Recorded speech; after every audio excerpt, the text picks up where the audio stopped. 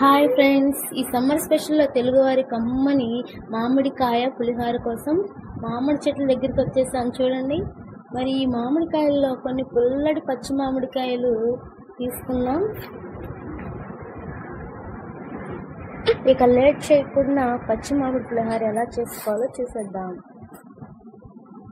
పచ్చి మామిడికాయ తొడుగు తీసేసి ఈ విధంగా తురుముకోవాలండి. ఈ విధంగా తురుముకున్న తర్వాత మధ్యలో జీడి వస్తుంది. ఆ జీడి కూడా మధ్యలో కట్ చేసుకుని ఈ మొత్తాన్ని తీసేయాలి. అలాగే మధ్యలో పల్చటి పేపర్లా ఉంటుంది, దాన్ని కూడా తీసేసి చక్కగా తురుముకోవాలి. ఈ మామిడి తురుము మెత్తగా తడిగా ఉండేలా కాకుండా పొడి పొడిగా ఉండేలా ఈ విధంగా పలుచగా తురుముకోవాలి. పొడి పొడిగా ఉండడం వల్ల రైస్లో కలిసినప్పుడు తడి లేకుండా చాలా చక్కగా కలుస్తుంది.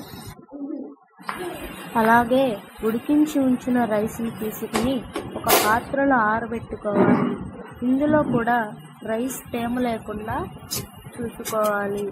5 నిమిషాల తర్వాత ఈ ఆరబెట్టిన రైస్లో రెడీ చేసి ఉంచిన పచ్చి మామిడి తురుమును వేసుకుని చక్కగా చేతితోనే రైస్ని ఉండలు లేకుండా కలుపుకుంటూ ఇందులో మీ రుచికి సరిపడినంతగా సాల్ట్ కలుపుకోవాలి. తర్వాత తాలింపుని ఎలా వేసుకోవాలో చూసేద్దాం. ముందుగా ఒక బాండి పెట్టుకుని బాగా హీట్ అయ్యాక నేను ఇంట్లో తయారు చేసిన ఆవు నెయ్యిని వేసుకున్నాను. మీరు మీకు నచ్చిన విధంగా ఆయిల్ అయినా వేసుకోవచ్చు. ఇలా నెయ్యి హీట్ అయ్యాక ఇందులో ఆవాలు, పోపు దినుసులు, పల్లీలు, అలాగే ఇందులో ఎండుమిరపకాయలు, సన్నగా చీల్చి ఉంచిన పచ్చిమిరపకాయలు వేసి వేయించుకోవాలి. అలాగే కొద్దిగా పసుపు కూడా కలుపుకుంటూ తాలింపు మాడకుండా చిటపట సౌండ్ వచ్చే వరకు వేయించాలి. ఇలా పల్లీల కలర్ మారుతూ ఉంటుంది. చివరికి కరివేపాకు వేసేయండి. మంచి వాసనతో తాలింపు వేగుతూ ఉంటుంది.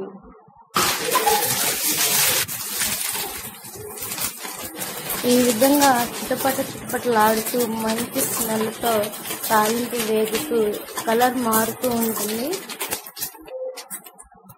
చూసారా పల్లీల కలర్ ఏ విధంగా మారిపోయిందో?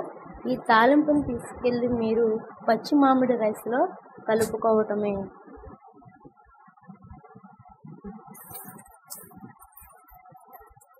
ఈ రుచి మనం మాటల్లో చెప్పలేం ఫ్రెండ్స్. ఒకసారి మీరు కూడా ఇదే విధంగా ఇదే టిప్స్ ఫాలో అవుతూ చక్కటి పచ్చి మామిడికాయ పులిహోర మీరు ట్రై చేయండి ఫ్రెండ్స్. ఈ సమ్మర్ స్పెషల్లోనే మన తెలుగుంటి వంటల్లో పచ్చి మామిడికాయ పులిహోర అనేది ఒక సూపర్ అద్దిరిపోయే మంచి ఐటమ్ అన్నమాట. ఈ టిప్స్ ఫాలో అవుతూ చేసే పులిహోర ఎవరైనా సరే వదలరు అనమాట. మరొక మంచి వీడియోతో మీ ముందుకు వస్తాను. Okay friends, bye bye.